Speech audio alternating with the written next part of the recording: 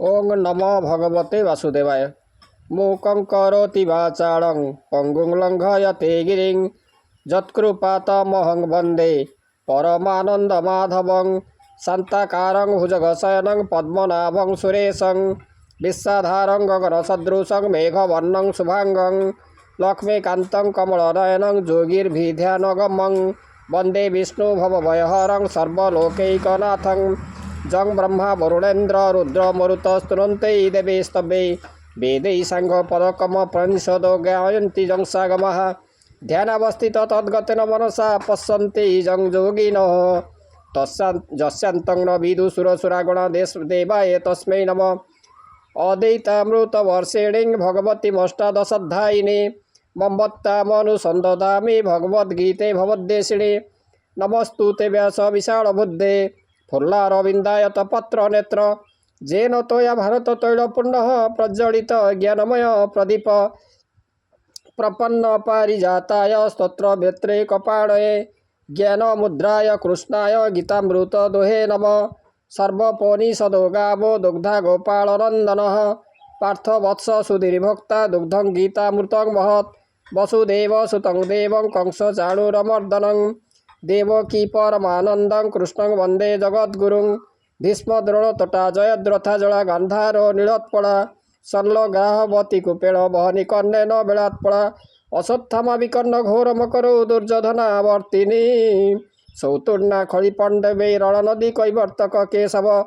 पराशर्यवच सरोजममलं गीतार्थ गन्धोत्कटं नानाख्यान ककेशरं हरिकथा सम्बोधन बोधितं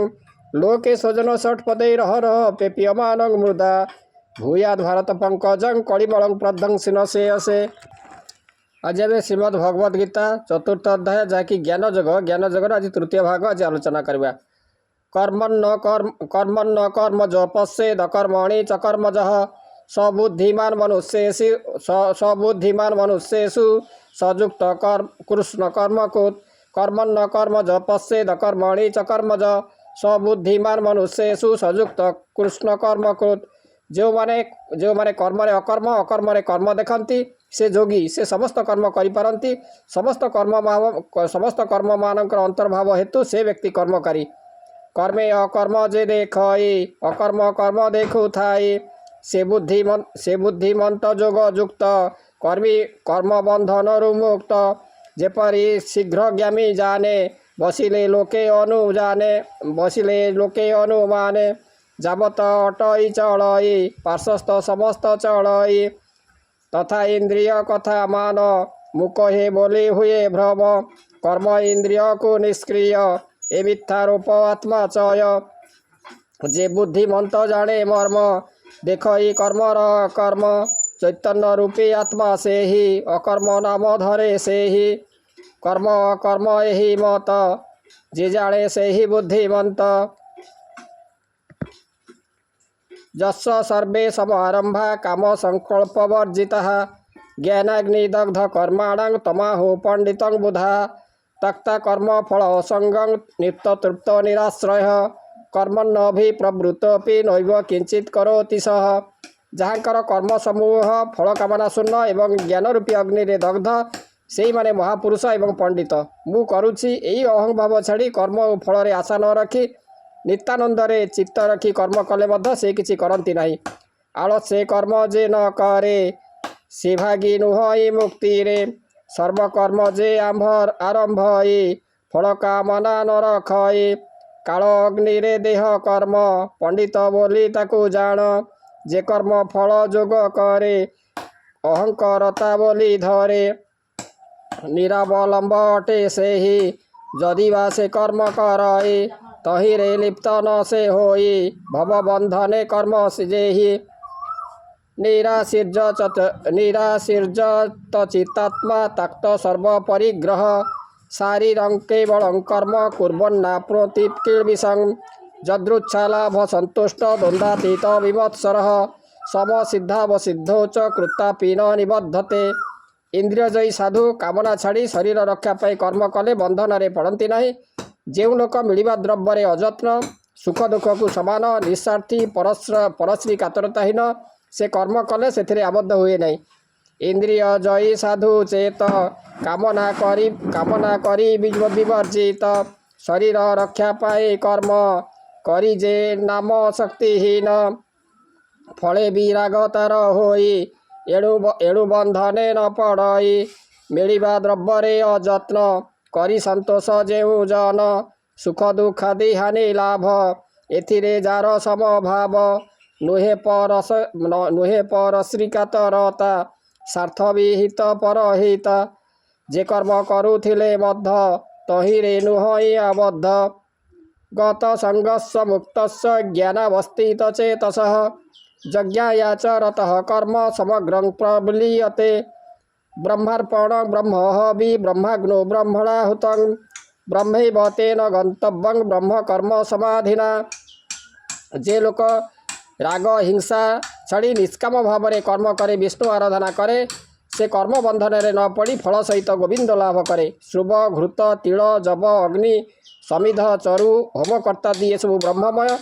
जे यह भावी कर्म करे से साजुज्य मुक्ति पाए निष्काम भावे कर्म कर क्रोध देशादि परिहर काले दृढ़ मन देई विष्णु आराधना करई से कर्म कले भवे थाई कर्म बंधने न पड़ई फल सहित कर्म तार गोविंद मिलई सत्तर शुभ ही ब्रह्म घृत ब्रह्म तिड़जबादी ब्रह्म द्रव्य अग्नि समध्य चरु ब्रह्म जे होम करे सही ब्रह्म एवं ऐसन बुद्धि दृढ़ जार साजुज्य मुक्ति प्राप्त तार दैवमेवा परे यज्ञं योगिनः पर्युपासते ब्रह्माज्ञाव परे यज्ञं यज्ञे नैव पजुहति केतेक कर्मयोगी यज्ञ रे देवता मानक पूजा करती केतेक ज्ञानयोगी ब्रह्माग्नि रे ब्रह्म ध्यान रे यज्ञादि करी ब्रह्मस्वरूपी भगवान को आहुति दियंती केतेक यज्ञ जे करती यज्ञ रे देवता पूजंती ताहाकु दैव यज्ञ कही वेदोक्त कर्मकांड एहि देवता ब्रह्मरु पृथक मलंती देव उपासक जे जोगी यज्ञ कौशल रे ब्रह्मस्वरूप अनल रे तत्पद ब्रह्म वैशानर तंपद शब्द आत्मा स्वर ब्रह्म आत्मार एक मत यज्ञे आहुति करे दत्त श्रोत्रादीनिंद्रियानन्ये संजमाग्नि सिजुहति श्रद्धादीन विषयानन्न इंद्रियाग्नि सिजुहति कई चक्षु कर्णादि इंद्रिय मान को निरुद्ध करी स्ववशरे रखी कौतूहल भाव में धर्म कार्य स्नेह रखी यज्ञादि करती यही प्रकार विषय यज्ञ होम को गृही भोग करे के संजम स्वरूप अग्नि रे कर्णादि इंद्रिय नले के इंद्रिय रूपे अनले शब्द रसादि सकले आहुति प्रदान करती इंद्रिय स्ववशे रखती ध्यान धारणा समाधि रे कर्णादि इंद्रिय सकले नैष्ठिक ब्रह्मचारी गण नियुक्त करती कार्येण धर्म कर्म रे रखी स्नेह शब्दादि विषय समूह गृही निष्पृहता भुंजाई निशय होम अटे से ही सर्वाणींद्रिय कर्माणि प्राण कर्माणि चापरे आत्मसंयम जोगाग्नो जुहति ज्ञान दीपिते केतेक ध्यान योगी से ज्ञान आत्मसंयोग होमाग्नि द्वारा इंद्रिय गणर कार्य समूह एवं प्राणादिर समस्त कर्म को आहुति करती आत्मसंयम जोगा नले ज्ञान इंद्रियादि सकले समस्त कर्म होम करी सुखे रहती देह धरी 10 इंद्रिय पंच प्राण मन बुद्धि को मिसाइण ए सप्तदश लिंग देह कारण देह मध्य लेह ध्यान निष्ठारे निवेशित ए जग जुक्ते जीवन मुक्त आपण मैंने जानिले श्रीमद् भगवद गीतार चतुर्थ अध्याय जहाँकि ज्ञान जोग से ज्ञान जोगर आज तृतीय भाग आम आलोचना कलु आशा करे भगवान करे जो दिव्य कथामृत आपण मानक भल लगी आज रोचे ओम नमो भगवते वासुदेवाय।